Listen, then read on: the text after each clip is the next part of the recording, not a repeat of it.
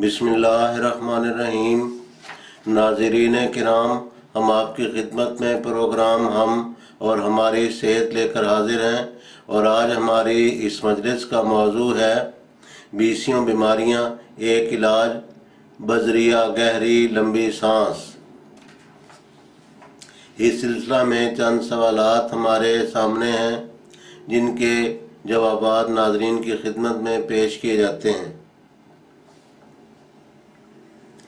पहला सवाल है, आजकल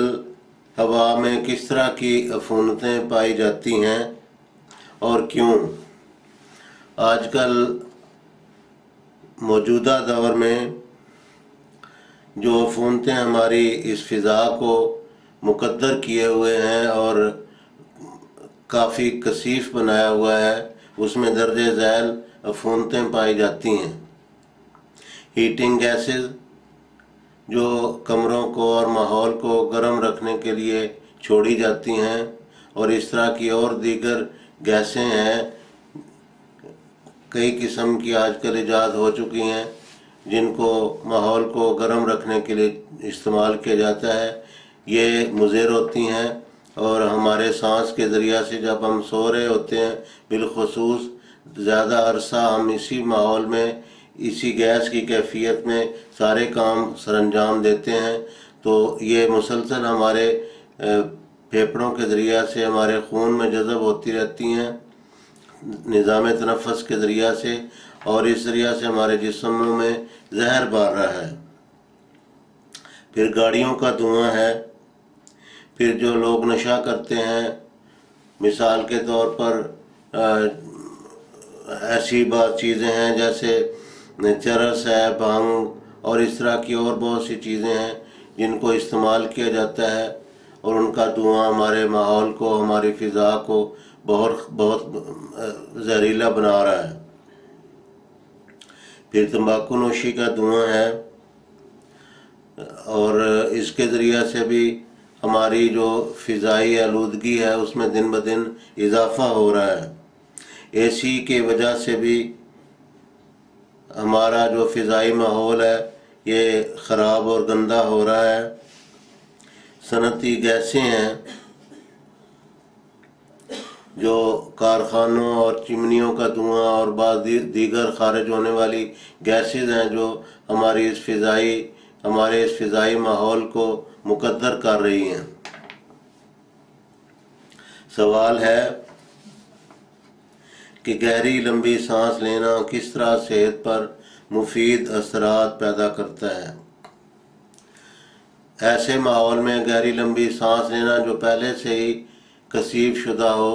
तो वो तो उस माहौल में गहरी लंबी सांस लेना बजाय फ़ायदा देने के उल्टा नुकसान का बायस बन सकता है। उसके लिए चाहिए कि हम साफ़ सुथरे माहौल में गहरी लंबी सांसें लें, हम फेफड़ों को अच्छी तरह भरें और फिर जो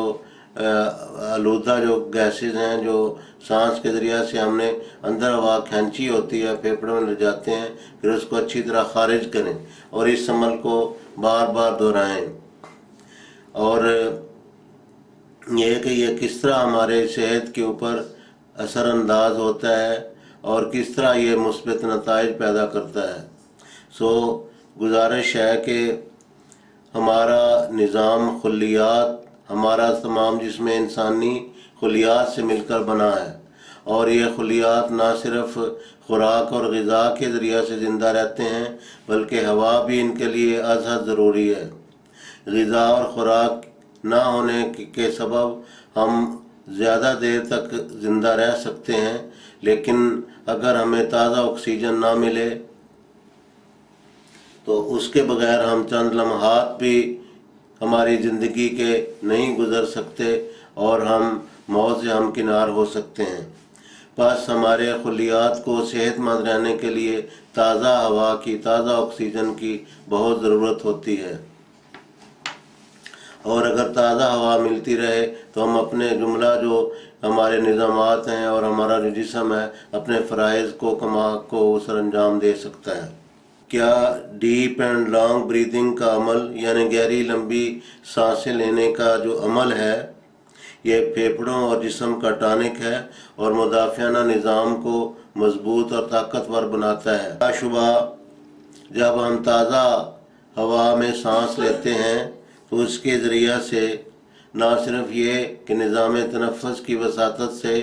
ہمارے پھیپھڑوں کے ذریعہ سے جو تازہ ہوا جاتی ہے ہمارے جسم کو مضبوط بناتی ہے،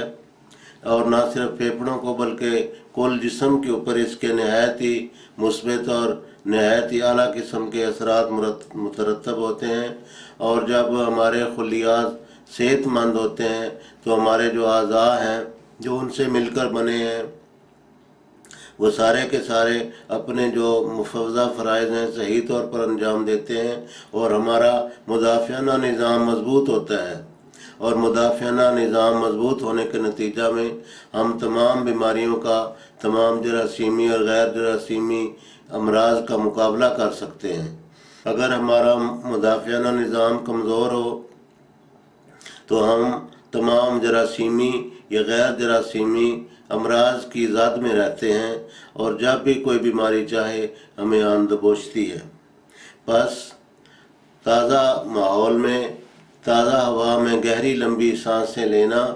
ایک بہت ہی مفید اور معاون صحت عمل ہے۔ سوال ہے کہ اس عمل کے لیے یعنی گہری لمبی سانسیں یا ڈیپ اینڈ لانگ بریدنگ کے لیے کس وقت،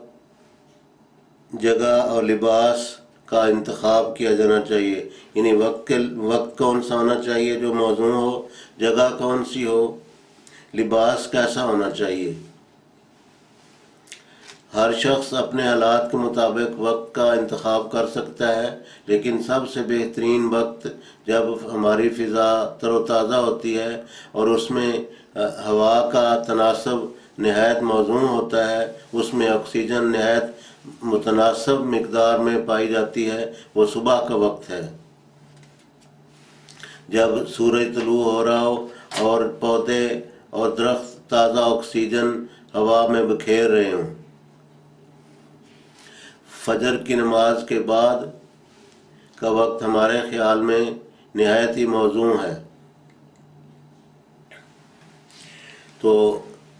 جگہ کے لیے جہاں تک ہے، ہر ایک شخص کا اپنا ایک ماحول ہے، اس کے اپنے حالات ہیں، لیکن موزونیت کے لحاظ سے ایسی جگہ جہاں تازہ پھول، پودے، درخت وغیرہ ہوں اور ہوا اور فضا صاف ستھری ہو، نہایت موزوں ہے۔ اس کے لیے کوئی باغ، کوئی باغیچہ یا کوئی ایسا کوئی پارک، ایسی جگہ ہو جہاں کے تازہ پودوں کے ذریعہ سے اور کھلا ماحول اور فضا ہو جہاں تازہ آکسیجن مہیا کی جا سکے، مل سکے۔ اور اگر ایسی جگہ نہ مل سکے بعض حالات کی وجہ سے، تو گھر کا جو صحن ہے اس کو استعمال کیا جا سکتا ہے۔ بعض اوقات بعض مسائل اور مجبوریوں کی وجہ سے صحن کا ماحول میسر نہیں آ سکتا، ایسی صورت میں چھت کے اوپر چڑھ سکتے ہیں، یا بالا خانے کی یا چوبارے کی جو چھت، تو جتنی آپ اونچی جائیں گے اتنا ہی جو فضا اتنی زیادہ صاف ستھری ہوگی، اس جگہ کو استعمال کیا جا سکتا ہے۔ اور اگر اس میں بھی بعض دشواریاں ہوں، بعض ایسے مریض ہو سکتے ہیں، بعض ایسے احباب ہو سکتے ہیں جو پیرانہ سالی کے باعث چھتوں کے اوپر نہیں چڑھ سکتے، تو وہ یا ٹھنڈ کی وجہ سے، موسمی حالات کی وجہ سے ایسا نہ کر سکیں تو کسی کھڑکی کے پاس جہاں تازہ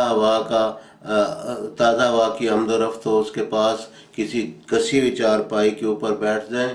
یا کسی کرسی کے اوپر۔ مقصد یہ ہے کہ جہاں تازہ ہوا اور تازہ آکسیجن جس ہوا میں، جس فضا میں، ماحول میں متناسب مقدار میں پائی جاتی ہو، اس ماحول کے پاس بیٹھیں، کھڑکی کے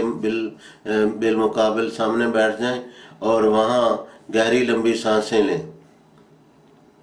اس کا طریقہ بالکل سادہ ہے کہ سانس کو پوری طرح اندر پہلے لے جائیں، پھر اس کو نہایت آرام کے ساتھ خارج کیا جائے، اور یہ عمل اپنی طبیعت، مزاج، ماحول، عمر موسم ہر لحاظ سے جس طرح کسی شخص کے مافق آئے اس کی طبیعت کے مطابق ہو، کتنی مرتبہ، کتنی دفعہ، کتنے ٹائم کے لیے کیا جائے، ہر شخص یہ خود فیصلہ کر سکتا ہے۔ یہ عمل جب چند ایک دفعہ کریں، اور ہو سکتا ہے کہ بعض بوڑھے یا کمزور لوگ 10-15 دفعہ 20 دفعہ کرنے سے تھک جائیں، تو جیسا کہ ہم کہہ چکے ہیں اس کا فیصلہ وہ خود کر سکتے ہیں۔ اس کے بعد سستانا چاہیے، اور اس سستانے کے چند سیکنڈ یا چند منٹ کے لیے سستائیں۔ اس دوران میں کوئی سادہ سی ایکسرسائز جو آپ کی طبیعت کے، مزاج کے اور حالات و ماحول کے، عمر کے لحاظ سے مناسب ہو، وہ اس کو انجام دیں۔ یہ ضروری نہیں کہ بعض لوگ بھاگ دوڑ نہیں سکتے، چہل قدمی نہیں کر سکتے، وہ صرف ہلنا جلنا جہاں تک ہو سکے مناسب قسم کی جو ایکسرسائزز ہیں وہ بجا لا سکتے ہیں۔ اس کے بعد پھر دوبارہ یہی عمل دہرائیں، گہری اور لمبی سانسوں کا عمل، اس کو دوبارہ کیا جائے۔ یہ کم و بیش 15 منٹ تک ہونا چاہیے، اس سے زیادہ بھی کر سکتے ہیں، کم بھی کر سکتے ہیں۔ جہاں تک لباس کا تعلق ہے، لباس نہایت آرام دہ ہونا چاہیے۔ مثال کے طور پر اگر پینٹ وغیرہ ہو یا ایسا ٹائٹ لباس ہو، اس کو اتار کر اس کے بجائے ٹراؤزر یا پاجامہ اور بنیان یا کرتا، موسمی حالات کے مطابق جو بھی لباس میسر ہو اور مناسب ہو اس کو استعمال کیا جائے۔ اور پھر یہ بھی بہت ضروری ہے کہ چونکہ سانس لیتے وقت بعض اوقات جو بلغمی فضلات ہوتے ہیں وہ خارج ہوتے ہیں یا ناک کے اندر یا ان فضاؤں میں موجود ہوتے ہیں، اور سانس لینے میں دشواری ہوتی ہے، بس چاہیے کہ ان بلغمی اور فاسد مادوں کو خارج کر دیا جائے۔ اس طرح بہت آسانی ہوگی۔ سوال ہے کہ یہ عمل کن امراض میں مفید ہے؟ یہ عمل سر سے لے کر پاؤں تک جتنی بھی بیماریاں ہیں سب میں مفید ہے، بالخصوص نظام تنفس کی امراض، مثال کے طور پر دمہ، کھانسی اور اس طرح کی بہت سی امراض ہیں۔ یہ پھیپھڑوں کا نہ صرف ٹانک ہے بلکہ کل جسم کے لیے، اور پورے جسم کو ایک مدافعانہ پورے جسم کا جو مدافعانہ نظام ہوتا ہے اس کو تقویت دیتا ہے۔ اور آج کل بالخصوص جو امراض بڑی شد و مد کے ساتھ امراض قلب بڑھ رہی ہیں، تو ان کو کم کرنے کے لیے اور ان سے بچنے کے لیے، تحفظ کے لیے اور بطور علاج اس سادہ سے عمل کو اس سے استفادہ کیا جا سکتا ہے۔ اگلا سوال ہے کہ اس بارے میں بعض عمومی ہدایات کیا ہیں؟ ہدایات کا کسی قدر ہم تذکرہ کر چکے ہیں، ہم ان کو تھوڑا سا ان کا اعادہ کر دیتے ہیں کہ جب یہ عمل شروع کریں تو آپ کا لباس نہایت آرام دہ ہونا چاہیے، ڈھیلا ڈھالا ہونا چاہیے، اور ناک کے رستے جو فضلات ہیں ان کو خارج کیا جانا چاہیے تاکہ سانس کا عمل اچھی طرح ہو سکے۔ فضا صاف ستھری ہونی چاہیے۔ کثیف فضا میں اگر یہ عمل کیا جائے گا تو بجائے اس کے کہ تازہ ہوا جسم کے اندر داخل ہو، اگر کثیف ہوا جسم میں داخل ہوگی تو اس کے ذریعہ سے بیماریاں اور بڑھیں گی۔ یہ کہ کچھ کھایا پیا ہونا چاہیے نہیں، اگر سادہ پانی پی لیا جائے اور زیادہ مقدار میں پی لیا جائے تو وہ بہت مفید ہے۔ اگر اس میں چند قطرے لیموں کے ملا لیے جائیں، لیموں کے رس کے، جوس کے، تو یہ اور بہتر ہے۔ اگر خالص شہد مل جائے تو وہ پانی میں ملا کر پی لینا چاہیے۔ اس طرح مختلف لوگوں کی طبیعت، مزاج، ماحول، عمر کے لحاظ سے جو مناسب سمجھیں اس میں رد و بدل کر سکتے ہیں، لیکن عمومی